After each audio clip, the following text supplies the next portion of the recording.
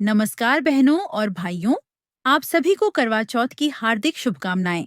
आज मैं आपको सुनाने जा रही हूँ करवा चौथ व्रत की संपूर्ण कथा। कृपया ध्यानपूर्वक और श्रद्धा से इस कथा को सुनें। पहली कथा, वीरवती की कथा। बहुत समय पहले की बात है। एक साहूकार था जिसके 7 बेटे थे और एक ही बेटी। बेटी का नाम था वीरवती। बचपन से ही वह अपने माता पिता और भाइयों की दुलारी थी।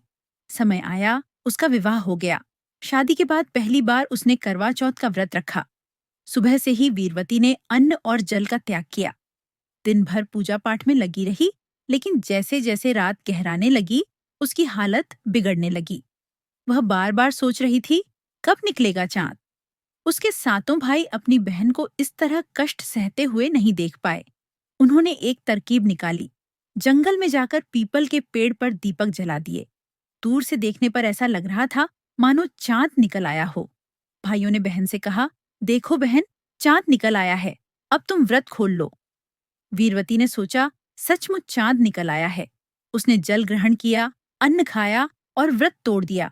लेकिन बहनों, जैसे ही उसने व्रत तोड़ा, उसी क्षण उसके पति की मृत्यु हो गई। वीरवती का दिल टूट गया। वह रो रो कर बेहाल हो गई। तभी माँ पार्वती वहां प्रकट हुई और बोली, बेटी, यह सब तुम्हारी भूल का परिणाम है।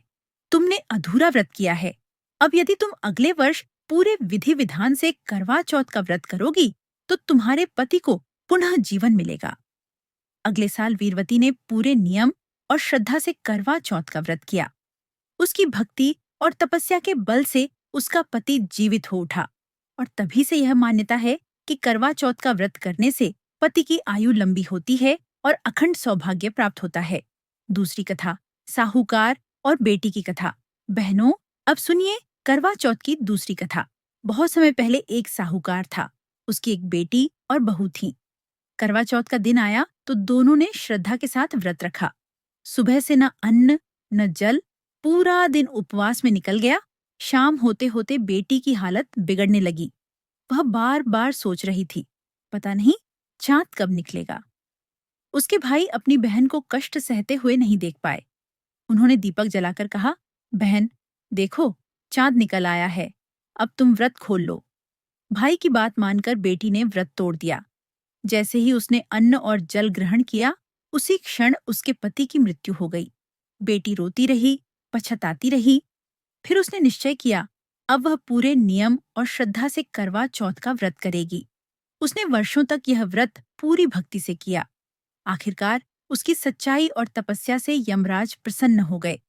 उन्होंने कहा, बेटी, तेरे व्रत की शक्ति महान है। तेरे पति को नया जीवन मिलेगा। और सचमुच उसका पति पुनः जीवित हो गया। तभी से यह मान्यता है कि जो स्त्री करवा चौथ का व्रत सच्चे मन और श्रद्धा से करती है, उसे अखंड सौभाग्य और पति की दीर्घायु का वरदान मिलता है। एंडिंग। तो बहनों, करवा चौथ का व्रत केवल एक परंपरा ही नहीं, बल्कि यह पतिव्रता, नारी की भक्ति और प्रेम का प्रतीक है। जो भी स्त्री पूरे नियम और विश्वास के साथ यह व्रत करती है, उसे जीवन भर सुख, सौभाग्य और समृद्धि का आशीर्वाद प्राप्त होता है।